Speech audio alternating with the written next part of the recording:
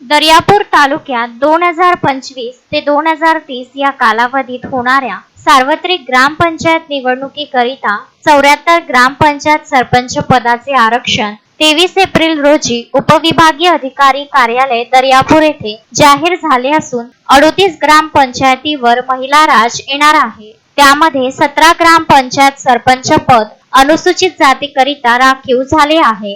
यामध्ये पेठ इदबापूर, शिवर बुद्रुक, थिलोरी, तेलखेडा, कळमगव्हाण, नाचोना, टाकडी, करतखेडा या ग्रामपंचायत महिला राखीव, उर्वरित शिंगणवाडी, चंद्रपूर, गौरखेडा, कोळंबी, कान्होली, सांगळूद, लासूर, माटरगाव, बेंबळा बुद्रुक करिता अनुसूचित जाती प्रवर्गातील पुरुषांना संधी मिळणार आहे। तर 4 ग्रामपंचायत सरपंच पद अनुसूचित जमातीकरिता राखीव झाले आहे। त्यात टोंगलाबाद, गायवाडी ग्रामपंचायत महिला राखीव असून घडा, एरडगाव ग्रामपंचायतीमध्ये पुरुषांना संधी मिळणार आहे। तसेच नागरिकांच्या मागास प्रवर्गासाठी येवदा, सासन रामापूर, वडनेर गंगाई, अडुळा बाजार, आमला ग्रामपंचायत महिला राज येणार असून उर्वरित नालवाडा, वडुरा, माऊली धांडे, सुकडी, भामोद येथे पुरुषांना संधी मिळणार आहे। उर्वरित 43 ग्रामपंचायत सरपंच पद खुल्या गटासाठी राखीव झाले असून त्यातील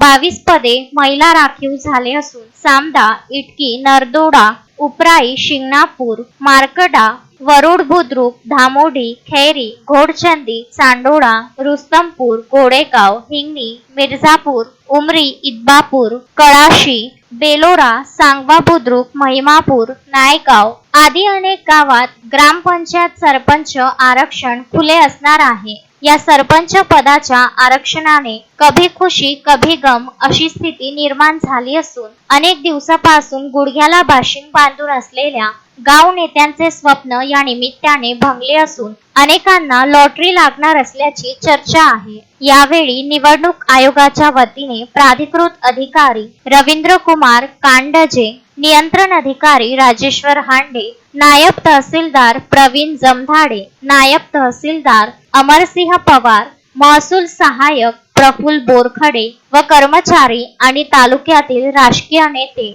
व नागरिक उपस्थित होते। गजानन देशमुख, विदर्भ न्यूज, दर्यापूर।